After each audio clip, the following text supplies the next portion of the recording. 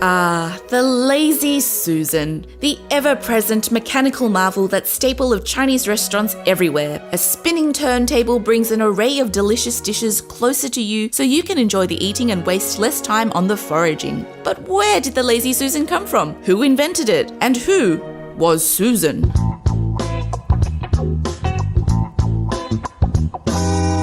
Historically, Chinese dining was conducted on square or rectangular tables, so the chronicle of the lazy Susan doesn't start in China itself. According to some folk tales, it was invented by United States founding father Thomas Jefferson, who came up with the device to serve his daughter, Susan, who was also presumably quite lazy. Except, even though Jefferson fathered numerous children, legitimate and illegitimate, none of them were called Susan.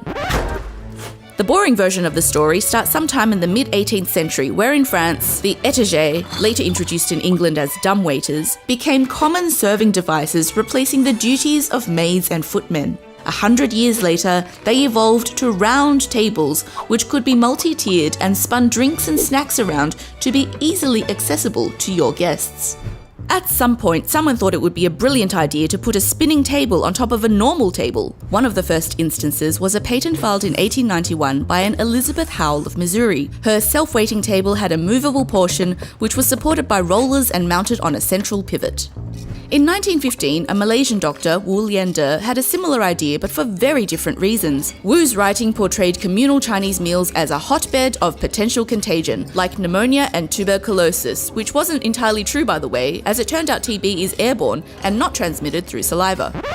But look, science aside, Wu's remedy was for the use of a revolving tray at a table where every dish had a special spoon and diners could dip into the food without contaminating it with their own chopsticks. Unfortunately, there's no evidence that his proposal caught on in China or in Southeast Asia. Only 2 years later, in 1917, we arrive at the first verified mention of the term Lazy Susan, where a revolving server was advertised in Vanity Fair magazine for the fair price of $8.50. By the mid-1950s, Chinese restaurants were flourishing in the United States, and George Hall, a friend of one of the restaurateurs, toyed with some ball bearings and a round piece of wood, and put together what we know today as the Lazy Susan. In the succeeding years and decades, this device exploded into Chinese restaurants around the world. And in 1972, when US President Richard Nixon famously dined with Chinese Premier Zhou Enlai during his visit to China, the Lazy Susan was front and center, basking in the glow of chopstick diplomacy. 喺酒樓嚟講咧，個轉盤嘅作用更加大啦，可以俾啲夥計可以唔使話分餐嗰陣時咧走來走去啦，分咗一張台面嗰陣時咧，一次過咧又美觀又整齊咁，然後咧將佢傳遞俾個客人咯。如果唔用個轉盤咧，佢哋有10個8個坐埋張台嘅話咧，要攞對另外一個餸咧就比較上咧要或者要企起身啊，或者要。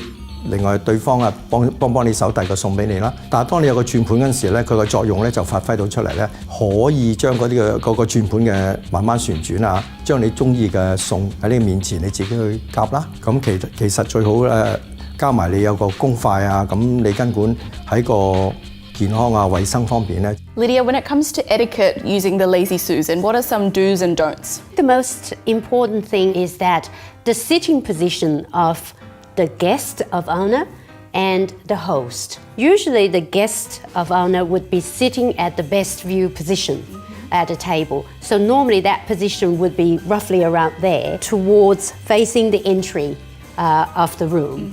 The host would be sitting directly opposite.